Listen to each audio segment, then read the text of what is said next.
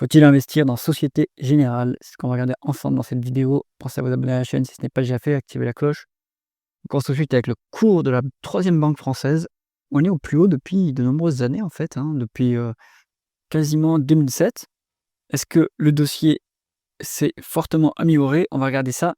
Alors pour une banque, on va regarder d'abord l'évolution des actifs tangibles. Eh bien, c'est pas fantastique. Donc, déjà, l'actif tangible d'une banque, ça va être les prêts qu'elle accorde, le portefeuille, obligataire dont elle dispose, les produits dérivés aussi qu'elle, qu'elle émet et ça, on sait qu'il y en a une tonne de produits dérivés chez Société Générale. Donc, on voit qu'en termes d'actifs tangibles, finalement, il y a en médiane, il y a pas de croissance, sur cette boîte. En médiane, il y a 2,8 de croissance. Après, c'est assez volatile. Sur les 12 derniers mois, à mars 2025, pas tant que ça c'est une décroissance de 1. Bon, donc ça vivote de ce point de vue-là. Ce qu'on va regarder ensuite, c'est l'évolution des dépôts bancaires. Donc c'est-à-dire l'argent qui est placé chez la Société Générale par les déposants ou à contrario l'argent, les crédits en fait, c'est le collatéral des crédits puisque les crédits font les dépôts. Donc on voit que c'est en décroissance. Donc en médiane, on était sur 3,3 sur 10 ans. Actuellement, on a une décroissance à 5. Donc on perd des déposants.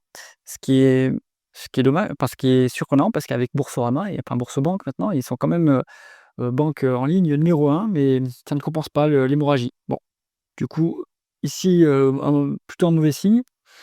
Ce qu'il faut regarder ensuite, c'est le Core Tier 1 Capital Ratio. Donc ça, ce sont les actifs, liquides que la banque doit mettre de côté pour faire face à des problèmes de liquidité éventuels. Donc on voit que bon, ça a quand même bien augmenté, hein. Normalement, il faut être à 10 fois, 10. Ici, on est à 13, donc c'est plutôt pas mal, hein, sur ce front-là. C'est bien amélioré sur Société Générale.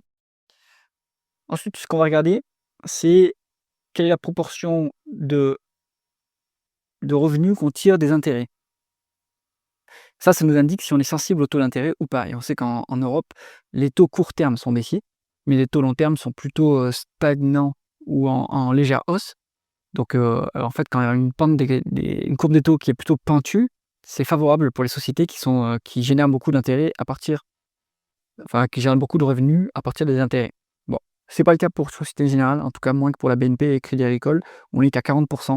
Ils font, du revenu autrement, hein, donc ils doivent faire des revenus aussi via le trading et les commissions qu'ils font sur les opérations. Bon, 40, ça me montre qu'on n'est pas trop sensible au taux d'intérêt, c'est pas si mal, maintenant en fait l'environnement est plutôt propice pour les banques, hein. La courbe des taux est assez pentue donc ça devrait les aider à générer des intérêts. Bon, du coup Société Générale en bénéficie un peu moins.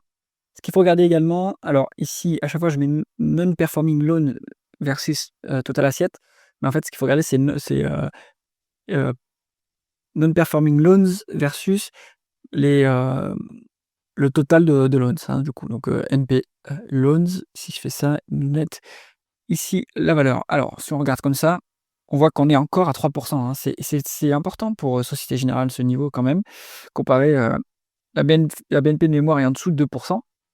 Donc pour faire l'historique, hein, évidemment, ici, on gagne un max de pognon, on fait les crédits et cetera. Quoique, c'était quand même un niveau élevé, hein, déjà. Donc en fait, sur la Société Générale, on a toujours un fort niveau de prix non performants, hein. Ils sont pas très forts sur, le screening de leurs débiteurs.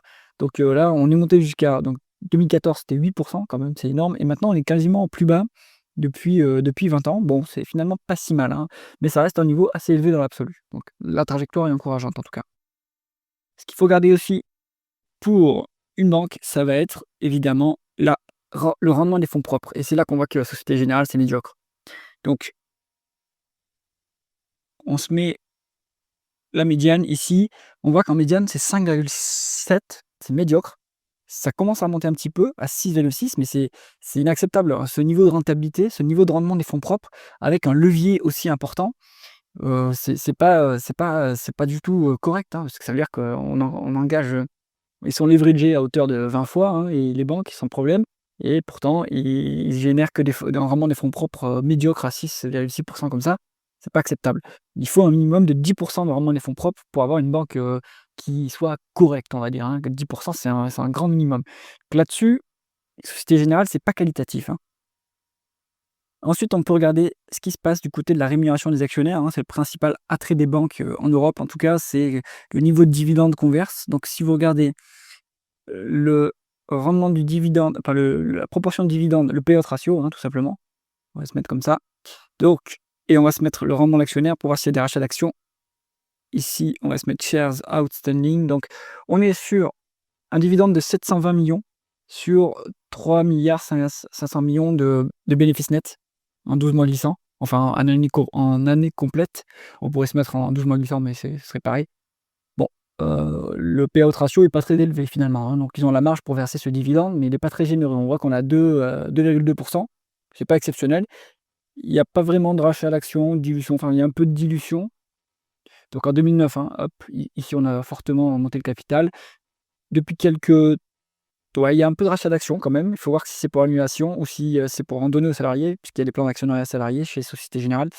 Mais je pense qu'ils en annulent une partie. Donc, bon, rémunération d'actionnaire, médiocre, hein, pas tip top pour une banque, hein, de 2,2%, c'est nul, hein, comparé, si vous regardez BNP ou Crédit Agricole, on est facilement au-dessus de 5%. Donc c'est encore une banque qui a des problèmes, hein, Société Générale. Et si vous regardez maintenant la valorisation, ce qui va nous intéresser, c'est le ratio court-bénéfice, évidemment. En price earning, on doit être à 10 maximum, hein, sur une banque, sinon c'est trop cher payé. Bon, Société Générale, on est à 8,9. C'est plutôt correct en termes de valorisation. La médiane est à 9 sur très longue période, sur 10 ans. Bon, on est à peu près à ce niveau-là. Là-dessus, ouais, c'est une légère marge de sécurité, rien d'exceptionnel. Et par contre, au niveau des actifs tangibles, alors il y avait un moment où ça se traitait bon, en 2020, ça se traitait même à 0,2 fois, donc ça valait rien. Maintenant, ça vaut pas grand-chose, avec 40 de décote sur actifs tangibles, mais là, il y a problème. Savez-vous analyser le bilan d'une banque? Moi, je ne sais pas le faire. Il faut regarder de quoi sont constitués ces actifs tangibles. Si vous avez, et surtout que la Société Générale, ils sont très spécialistes des produits dérivés. Si vous avez une tonne de produits dérivés dans le bilan, allez les évaluer à la mano un par un pour savoir ce que ça vaut vraiment. Et si vous savez le faire, mettez-moi ça en commentaire, hein, ça m'intéresse, mais moi je trouve ça impossible à faire. Donc c'est pour ça qu'on veut toujours une décote sur actifs tangibles. On l'a ici, mais les actifs tangibles de Société Générale, ils sont particuliers comparés aux actifs tangibles d'autres banques. Bah, bien sûr, hein, Crédit Agricole et BNP Paribas, les actifs tangibles, il y a aussi des produits dérivés, hein. Bon, donc ici on peut dire oui, il y a double marge de sécurité, mais il y a quand même des doutes sur la qualité des actifs de la banque. Conclusion du dossier Société Générale.